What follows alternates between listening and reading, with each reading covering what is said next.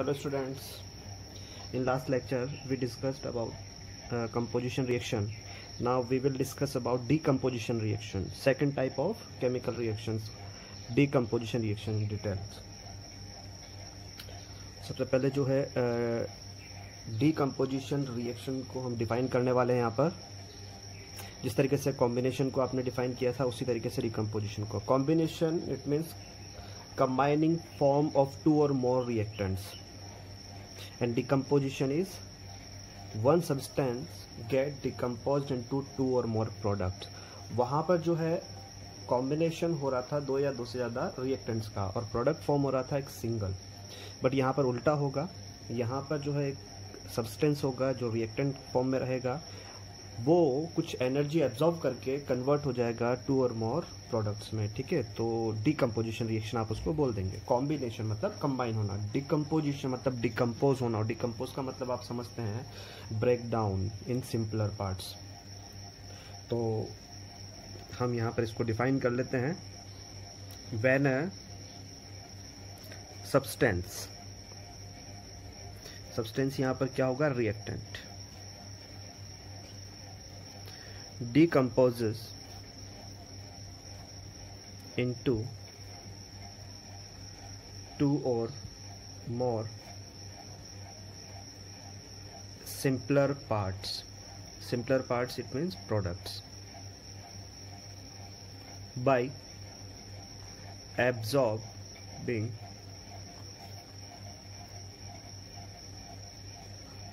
of heat energy. It's called decomposition reaction.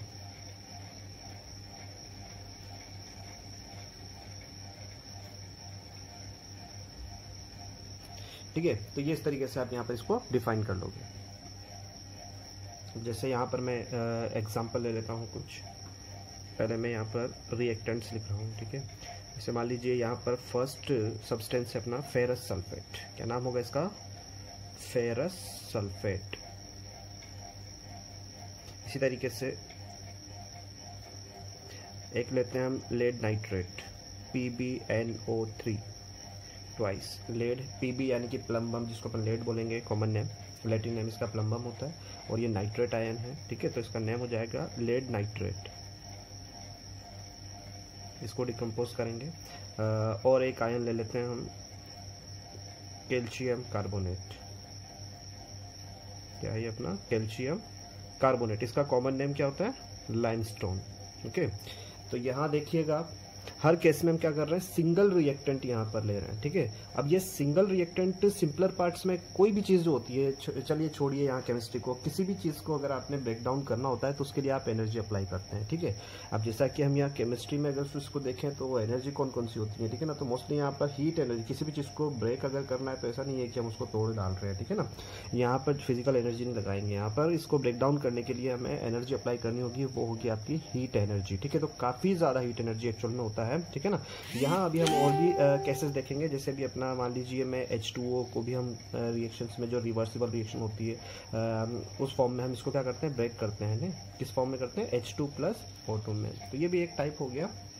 यहाँ पर देखिए आयरन सल्फेट हुआ, लेड नाइट्रेट हुआ, कैल्शियम कार्बोनेट हुआ, H2O हुआ, है ना। और भी कई सारी रिएक्शंस हो सकती हैं जिसको हम डिकम्पोज करेंगे। एनर्जी की रिक्वायर्ड होगी, यहाँ पर जो है हम हीट एनर्जी इसको देंगे, ठीक है ना। और हीट एनर्जी इतना होगा पर्टिकुलर सब्सटेंस के मेल्टिंग पॉइंट तक, यानी कि उसके मॉल्टन स्टेट में वो आ जाए, ठीक है ना। इतना हीट एनर्जी आपको देना है। तो आयरन सल्फेट को दिया, ये क्या होगा, सिंपलर पार्ट्स में डिवाइड हो जाएगा, अच्छा हीट एनर्जी जो है उसको आप इस सिंबल से भी रिप्रेजेंट कर सकते हैं। तो यहाँ पर कैल्शियम कार्बोनेट को भी आपने हीट दिया, यहाँ पर हीट नहीं देना होगा, ये कैसा लगे अभी देखते हैं आगे। चलिए अब देखते हैं प्रोडक्ट क्या होंगे। तो यहाँ प्रोडक्ट्स आप जरा देखेंगे कि कुछ कॉम्प्लेक्सेस होते हैं, जैसे आपके सल्फेट हुए, नाइट्रेट हुए या कार्बोनेट हुए, ठीक है ना। और भी जो आपने पॉलीएटॉमिक एनायंस वाले जो केसेस होते हैं, ठीक है ना, ये जो है वो कॉम्प्लेक्स ऑक्साइड एक्चुअल में कहलाते हैं, जिनके अंदर भी पॉलीएटॉमिक एनायन है। समझते हैं आप पॉलीएटॉमिक एनायन को, 9th क्लास में पढ़ा है आपने, ठीक है ना। तो जहां पर भी मेटल के साथ पॉलीएटॉमिक एनायन हो, एक्चुअल में वो कॉम्प्लेक्स ऑक्साइड्स कहलाते हैं। और कॉम्प्लेक्स ऑक्साइड के लिए आपको हीट एनर्जी ही देनी पड़ती है। और हीट एनर्जी जब आप दोगे तो ये सिंपलर पार्ट्स में डिवाइड होंगे, जिसके अंदर मेन प्रोडक्ट हमेशा मेटालिक ऑक्साइड होगा।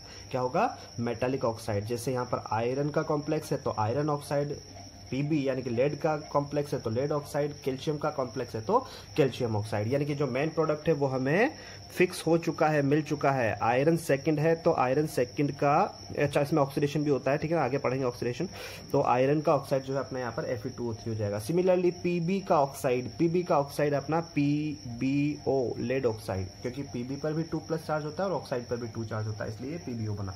यहाँ पर जो है आयरन पर मैंने 3+ लिया है जबकि ऑक्सीजन पर 2 लिया है, तो उस हिसाब से फॉर्मूला हमारा बन गया है। सिमिलरली कैल्शियम पर भी 2 होता है और ऑक्सीजन पर भी 2 होता है। कैल्शियम का कॉम्प्लेक्स है ये, इसलिए यहाँ पर कैल्शियम का ऑक्साइड मिल जाएगा। तो मेन प्रोडक्ट हमेशा कॉम्प्लेक्सेस में मेटालिक ऑक्साइड मिलता है। बाकी हम बात करें बाई प्रोडक्ट्स की, तो बाई प्रोडक्ट जो होती है वो करस्पॉन्डिंग गैसेस होंगी। Corresponding gases like sulphate ion है तो sulphur dioxide and sulphur trioxide, दोनों गैसेस। सल्फर के 2 ही ऑक्साइड्स होते हैं, डाइऑक्साइड एंड ट्राइऑक्साइड, दोनों गैसेस बाई प्रोडक्ट यहाँ पर रिलीज हो जाएंगे। इसी तरीके से अगर नाइट्रेट है तो नाइट्रेट वाले केस में आपको nitrogen dioxide and oxygen gas, ये फिक्स होते हैं, ठीक है ना, जरूरी नहीं है यहाँ पर लेड का यूज, किसी का भी नाइट्रेट आपको मिलता है उसको जब आप डिकम्पोज करते हैं तो पर्टिकुलर मेटालिक ऑक्साइड और करस्पॉन्डिंग गैस यानी कि नाइट्रोजन का ऑक्साइड और साथ में ऑक्सीजन आपको बाई प्रोडक्ट की फॉर्म में यहाँ पर मिल जाएगा। इसी तरीके से कार्बोनेट है तो कार्बोनेट के लिए जो गैस होगी रिलीज होने वाली वो होगी आपकी कार्बन डाइऑक्साइड। एक ही टाइप की गैस कार्बन से, कार्बन मोनोऑक्साइड भी होता है लेकिन वो एक अलग गैस हो गया, ठीक है ना, वो सप्लाई पर डिपेंड करता है। यहाँ पर मैं बात कर रहा हूँ कॉम्प्लेक्स की।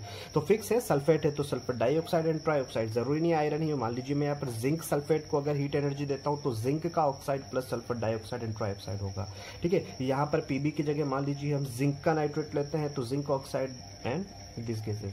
कैल्शियम कार्बोनेट की जगह आप यहाँ पर मान लीजिए कोई अदर कार्बोनेट लेते हैं, लाइक यहाँ पर आपने बेरियम कार्बोनेट लिया है या जिंक कार्बोनेट लिया है, तो वही आपके ऑक्साइड्स और साथ में कार्बन डाइऑक्साइड गैस रिलीज हो जाएगी, ठीक है।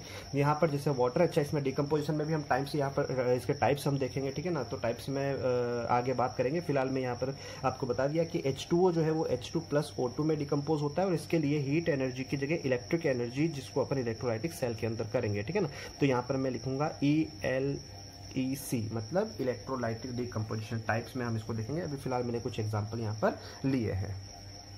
तो बच्चों यहाँ पर अगर टाइप्स की हम बात करें, टाइप्स ऑफ डिकम्पोजिशन रिएक्शन, तो 3 टाइप की डिकम्पोजिशन रिएक्शन आपको देखने को मिलेंगी। थर्मल डिकम्पोजिशन, थर्मल का मतलब क्या होता है यहाँ पर याद रखें, थर्मल का जो मीनिंग होता है वो होता है हीट, ठीक है ना।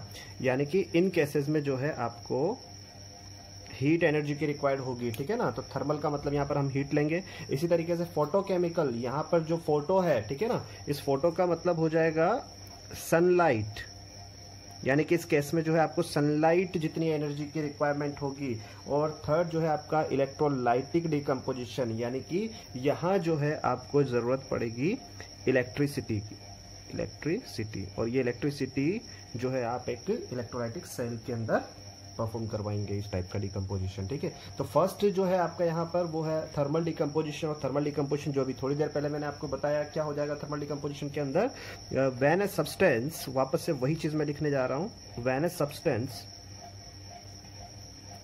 Gate decomposition by absorb heat energy, है ना, हाई अमाउंट, बहुत ज्यादा। मतलब मैंने बताया था आपको कि जो सब्सटेंस है वो मॉल्टन स्टेट में आ जाए, ठीक है ना, वो कहला जाएगा आपका थर्मल डिकम्पोजिशन, जिसके एग्जांपल भी लिए आपने, जैसे आपने ले लिया CaCO3, ठीक है ना। वैसे मैंने बता ही दिया वहां पर एग्जांपल आपको, मैं सिर्फ एक एग्जांपल से यहाँ पर एक्सप्लेन कर देता हूँ। तो ये किस में आ जाएगा, मैंने बता दिया, थर्मल डिकम्पोजिशन, यानी कि हीट एनर्जी जहां पर एब्जॉर्ब करते हुए कोई भी कॉम्प्लेक्स डिकम्पोज हो जाएगा तो मेन प्रोडक्ट हो जाएगा मेटालिक ऑक्साइड, एंड जो बाई प्रोडक्ट होगा वो करस्पॉन्डिंग गैस यानी कि कार्बन डाइऑक्साइड हो जाएगा। इसी तरीके से वही आपको लेड नाइट्रेट मैंने अभी बताया, और उसके अलावा मैंने सल्फेट वाला आपको बताया, ठीक है ना। तो उस तरीके से यहाँ पर थर्मल डिकम्पोजिशन आपका हो जाता है, ठीक है। इसी तरीके से जो सेकंड है आपका वो होता है photochemical decomposition.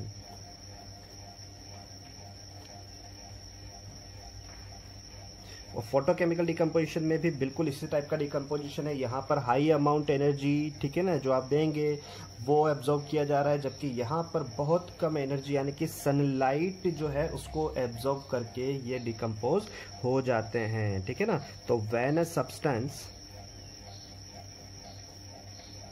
Gate decomposed into simpler parts by absorb sunlight, ठीक है ना, उसको बोल देंगे आप फोटोकेमिकल डिकम्पोजिशन। अब यहाँ पर हम एग्जांपल्स की बात करें, ठीक है, तो किस टाइप के सब्सटेंस होंगे, सबसे पहले तो वो चीज देखी जाए कि इसमें किस टाइप के जो सब्सटेंस है उनका ब्रेक डाउन पॉसिबल है। सनलाइट, तो यहाँ पर देखो सनलाइट यानी एनर्जी कम है, तो जिनके पास अट्रैक्शन कम है, ठीक है ना, यानी कि दो जो आयन्स है उनके बीच अगर अट्रैक्शन कम है तो वो इजीली कम एनर्जी एब्जॉर्ब करके ही क्या हो जाएंगे, डिकम्पोज हो जाएंगे, डिसोशिएट हो जाएंगे, ठीक है। तो उस टाइप के यहाँ पर जो सब्सटेंस होंगे उनको आप डिकम्पोज कर सकते हो। जबकि जहां पर अट्रैक्शन ज्यादा होगा कैटायंस और एनायंस के बीच में, ठीक है, जैसे आयरन है और सल्फेट है, आयरन कैटायन और सल्फेट एनायन, उनके बीच में अट्रैक्शन ज्यादा था, इसलिए ज्यादा एनर्जी की रिक्वायरमेंट हुई और आपने यहाँ पर थर्मल डिकम्पोजिशन कर दिया था। जबकि यहाँ पर आप ऐसे कंपाउंड्स या सब्सटेंस जिनके बीच कैटायंस एंड एनायन जो है वो कम अट्रैक्टेड हो ईच अदर, ठीक है ना, तो उन केसेस में आप फोटोकेमिकल डिकम्पोजिशन कर देंगे, ठीक है। अब अट्रैक्शन कब होगा, जब रिएक्टिविटी कैटायंस की और एनायंस की क्या हो, कम हो, ठीक है।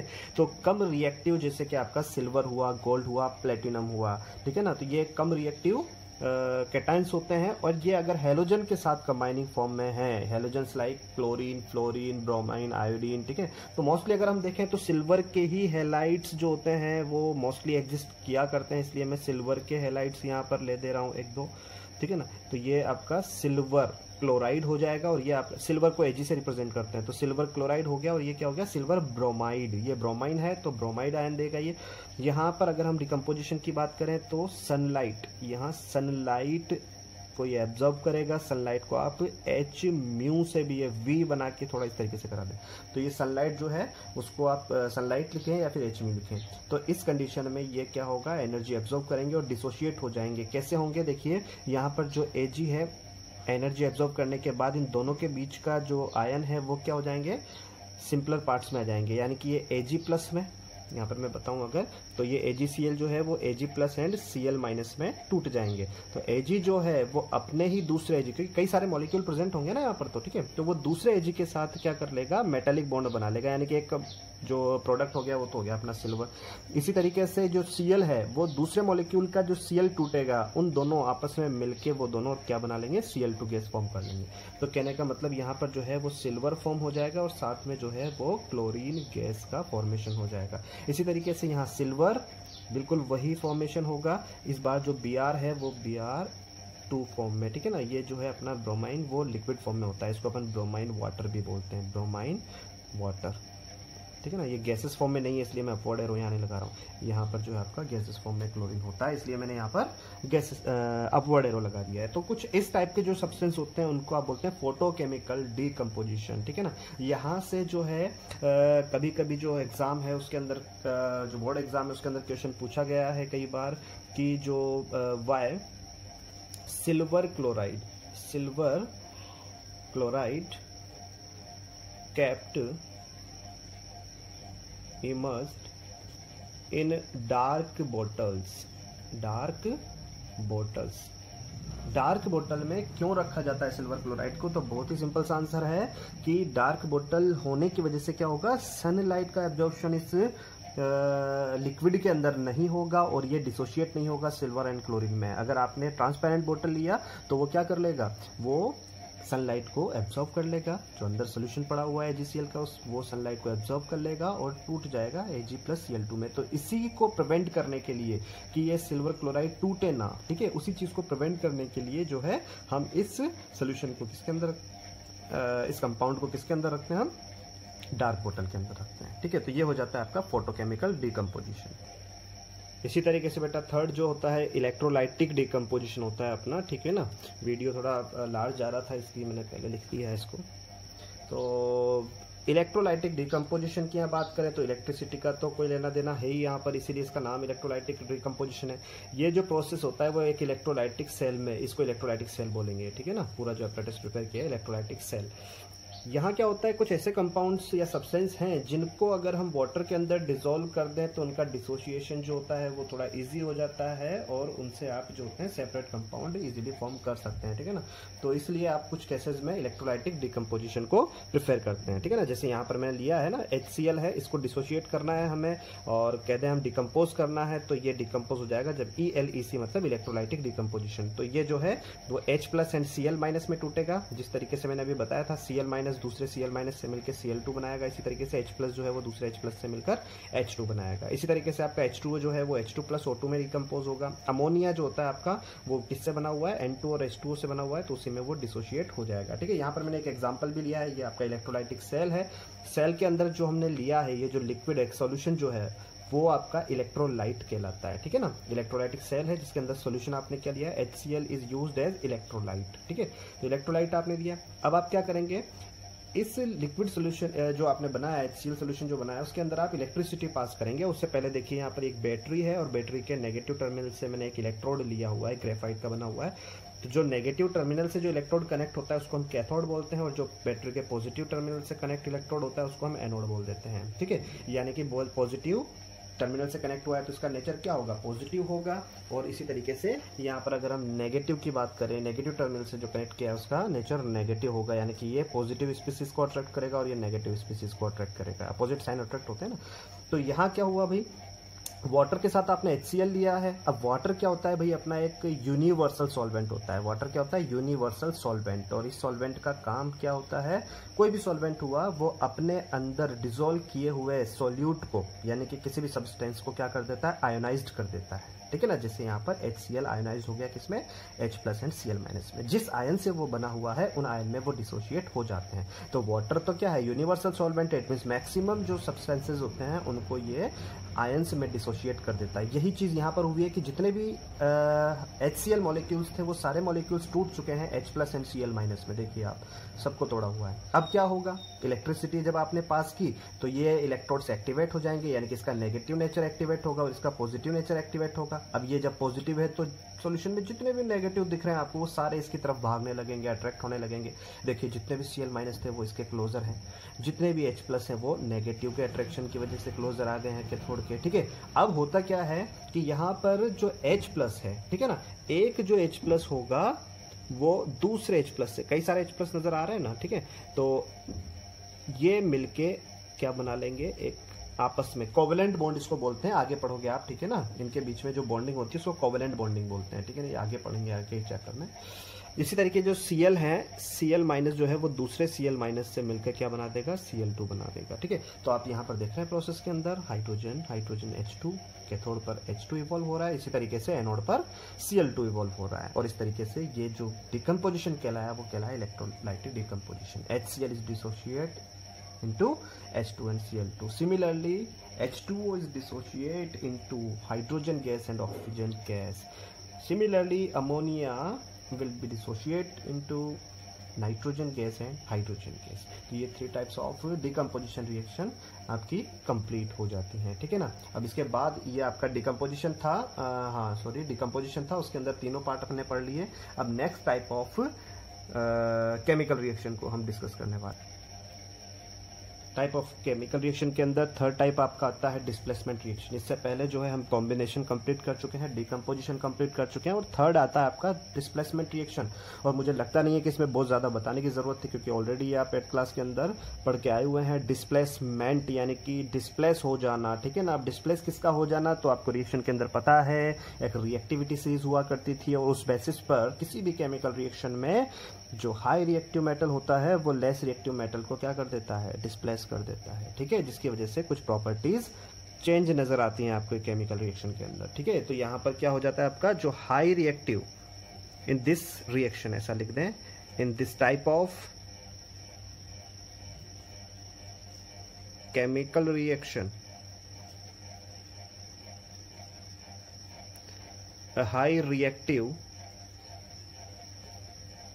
element displaces less reactive element. Mostly यहाँ पर हम मेटल की बात किया करते हैं, ठीक है ना, लेकिन साथ में जो है रिएक्टिविटी सीरीज के अंदर हम हाइड्रोजन एंड कार्बन को भी कंसीडर करते हैं। क्यों करते हैं? क्योंकि हाइड्रोजन एंड कार्बन जो है वो भी मेटल की तरह पॉजिटिव चार्ज देते हैं। नेगेटिव तो वो देंगे ही, नॉन मेटल है, लेकिन साथ में पॉजिटिव चार्ज भी वो कंसीडर करते हैं, ठीक है ना। उनके इलेक्ट्रॉन्स की जो प्रेजेंस है उनकी वजह से जो है वो पॉजिटिव एंड नेगेटिव दोनों टाइप के चार्ज वो अपने पास रखते हैं, ठीक है। तो पॉजिटिव चार्ज होने की वजह से उनको भी रिएक्टिविटी सीरीज में कंसीडर किया जाता है। अब इस रिएक्शन को करने से पहले, ठीक है ना, आपको रिएक्टिविटी सीरीज का याद होना बहुत जरूरी है। तो मैं यहाँ पर रिएक्टिविटी सीरीज लिख देता हूं। देखो रिएक्टिविटी सीरीज के अंदर अगर हम बात करें तो ऑलमोस्ट सारे एलिमेंट्स आ जाते हैं, लेकिन यहाँ पर जो है कुछ इंपॉर्टेंट एलिमेंट्स ये जो आपको याद रखने हैं, और मैं रिएक्टिविटी सीरीज को जो है वो डिक्रीजिंग ऑर्डर में लिख रहा हूँ, ठीक है ना। रिएक्टिविटी सीरीज क्या होती है? डिक्रीजिंग ऑर्डर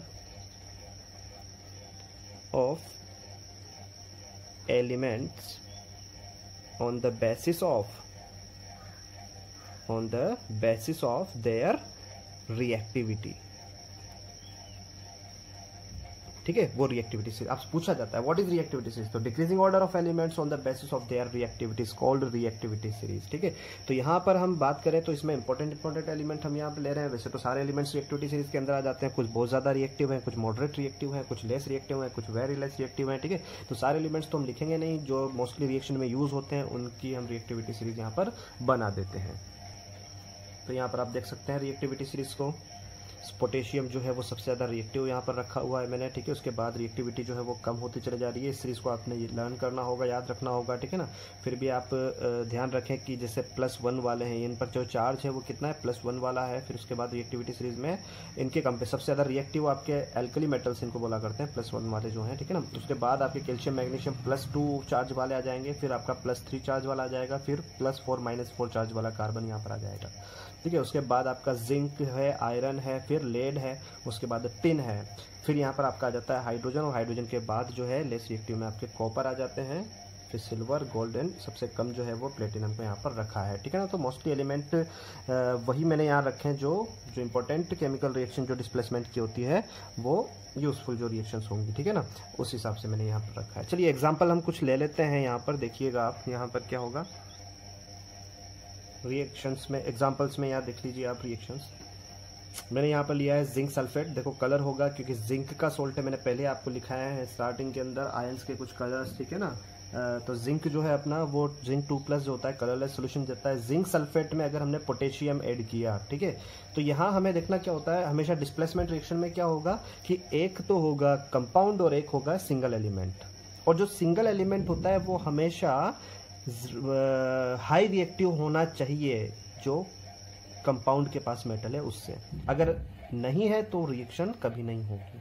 तो याद रखें कि एक कंपाउंड रहेगा और एक सिंगल एलिमेंट रहेगा। सिंगल एलिमेंट जो है वो होना चाहिए high reactive than this element होगा। बिल्कुल आप देखिए रिएक्टिविटी सीरीज के अंदर पोटेशियम ज़्यादा है जबकि जिंक बहुत बाद में है, तो पोटेशियम ज़्यादा रिएक्टिव है तो डिस्प्लेस कर देगा, डिस्प्लेस करना जिंक को डिस्प्लेस कर देगा, यानी खुद यहाँ पर शिफ्ट हो जाएगा और कन्वर्ट हो जाएगा किसमें, सल्फेट जो है वो पोटेशियम के साथ आकर क्या हो जाएगा, पोटेशियम सल्फेट आ जाएगा। ये भी कलरलेस होगा, पोटेशियम का सॉल्ट भी क्या रहेगा, कलरलेस है।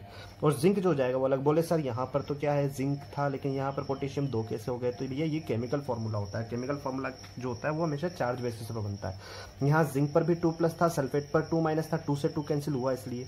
जबकि पोटेशियम पर क्या होता है 1 चार्ज होता है, सल्फेट पर 2 होता है, तो सल्फेट का 2 यहाँ पर आ गया और इसका 1 यहाँ आ गया, पोटेशियम सल्फेट बन गया, जिंक अपना अलग हो गया। इसी तरीके से आप देख रहे हैं कॉपर सल्फेट, आप देख रहे हैं कॉपर +1 या +2 हमेशा ब्लू कलर सोल्यूशन देगा। इसमें आपने आयरन ग्रेनुल्स अगर ऐड कर दिया, आयरन 3rd मैंने लिया है, रोमन में लिखा हुआ है 3rd। सेकंड लेंगे तो सेकंड के हिसाब, सेकंड अगर आपने लिया है तो सेकंड के हिसाब से प्रोडक्ट बन जाएगा, 3rd लिया है तो 3rd के हिसाब से प्रोडक्ट बन जाएगा। तो यहाँ देखिए आपने आयरन 3rd लिया है तो आयरन 3rd वाला ही प्रोडक्ट बनाएंगे। कॉपर +2 है, सल्फेट +2 है, इसलिए CuSO4 बन गया। अब बोलिए पहले देखो ये जो सिंगल एलिमेंट है आयरन वो ज्यादा रिएक्टिव है या नहीं है कॉपर से, रिएक्टिविटी सीरीज में आपको देखोगा पता लग जाएगा, क्योंकि आयरन पहले इसलिए ज्यादा रिएक्टिव है तो ये डिस्प्लेस करेगा, और डिस्प्लेस करेगा तो आयरन 3rd के हिसाब से फॉर्मूला बनेगा, इसका 3 यहाँ पर आएगा, इसका 2 यहाँ आएगा, थ्राइस फॉर्म में लिखते हैं। तो आयरन थर्ड जो है उसका कलर ब्राउनिश होता है, आयरन सेकंड का ग्रीन होता है। तो जो भी आयरन सेकंड लिया आपने तो FeSO4 बन जाएगा, ग्रीन कलर आ जाएगा, जबकि आयरन थर्ड लिया है तो यहाँ पर Fe2SO4 टाइस और ब्राउनिश कलर हो जाएगा, कॉपर यहाँ से डिस्प्लेस हो जाएगा।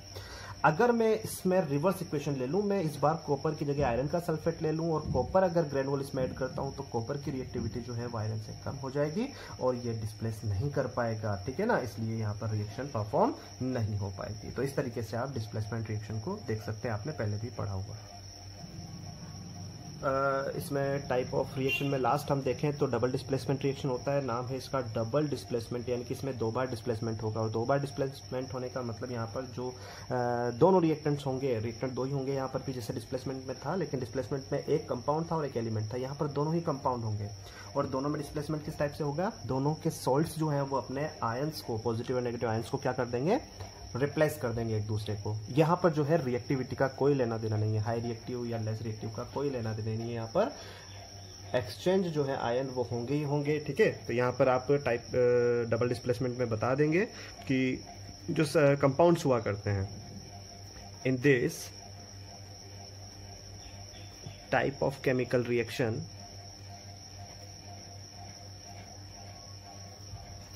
both reactants replace their ions, ठीक है ना। तो डबल डिस्प्लेसमेंट रिएक्शन वो कहला जाएगी। जैसे एग्जांपल यहाँ पर हमने ले लिया, पहले भी आपने देखा है इसका एग्जांपल, मान लीजिए बेरियम क्लोराइड आपने लिया और दूसरी तरफ लिया आपने एल्यूमिनियम सल्फेट।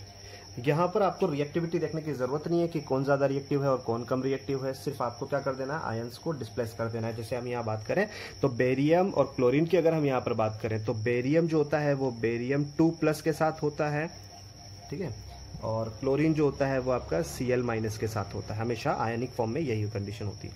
एल्यूमिनियम पर हमेशा क्या होता है, 3+ चार्ज होता है और सल्फेट पर होता है आपका 2- चार्ज। तो इस फॉर्म में ये फॉर्मूला बने हुए थे। अब ये क्या होंगे, अपने आयंस एक्सचेंज कर लेंगे, यानी कि ये जो बेरियम पॉजिटिव है वो सल्फेट नेगेटिव के साथ आ जाएगा और ये एल्यूमिनियम जो पॉजिटिव है वो क्लोरीन नेगेटिव के साथ आ जाएगा। तो जैसे कि फॉर्मूला आपको बनाना है, रिएक्शन यहाँ पर आप बना सकते हैं। क्या रिएक्शन हो जाती है जरा देखिए, बेरियम सल्फेट के साथ इस पर भी 2 चार्ज और इस पर भी 2 चार्ज, चार्ज कैंसिल होंगे और BaSO4 यहाँ पर बन जाएगा। जबकि दूसरी तरफ हम देखें तो यहाँ 3 और यहाँ 1 है, यानी कि ये 3 क्लोरीन के पास जाएगा और 1 यहाँ पर, तो क्या बन जाएगा आपका एल्यूमिनियम क्लोराइड। तो यहाँ देखिए आप, बेरियम क्लोराइड और ये दोनों कंपाउंड्स थे, दोनों ने अपने आयंस को एक्सचेंज कर लिया। एक चीज और जरूर देखने को मिलेगी यहाँ पर कि हमेशा मोस्टली जो डबल डिस्प्लेसमेंट रिएक्शन होता है उसके अंदर क्या होता है, रिएक्टेंट्स जो होंगे आपके हमेशा किस में होंगे, लिक्विड स्टेट में होंगे।